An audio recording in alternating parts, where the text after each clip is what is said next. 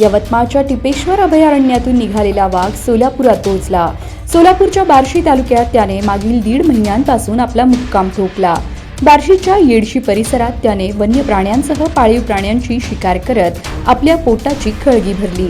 मागील आठवड्यात हा वाघ धाराशिवच्या भूम तालुक्यात पोहोचला। यामुळे बार्शीकरांनी सुटकेचा निश्वास सोडला होता।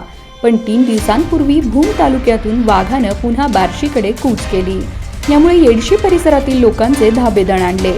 बार्शी लातूर महामार्गावर येडशी अभयारण्याच्या लगत असलेल्या बालाघाटच्या पायथ्याशी हा वाघ पुन्हा दिसून आला। काही दुचाकीस्वार हे या रस्त्यावरून जात होते तेव्हा रस्त्याच्या मधोमध त्यांना वाघ दिसला।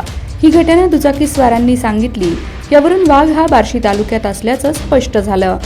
पुढे वाघानं रात्री गायीवर हल्ला करत त्याचा फडशा पाडला।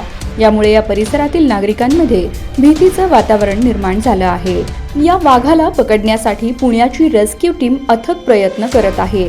वाघाला शोधण्यासाठी ठिकठिकाणी कॅमेरे लावण्यात आलेले आहेत। वाघ कॅमेऱ्यात कैद होतोय, पण त्यानंतर पुढील काही तासात तो दुसऱ्याच ठिकाणी निघून जात असल्याने रेस्क्यू टीमला वाघाला पकडण्यासाठी अपयश येत आहे। लवकरच वाघाला आम्ही पकडू असे रेस्क्यू टीमकडून सांगण्यात आलंय। तोपर्यंत या परिसरातील नागरिकांनी सतर्क राहावं असं आवाहन करण्यात आलं आहे।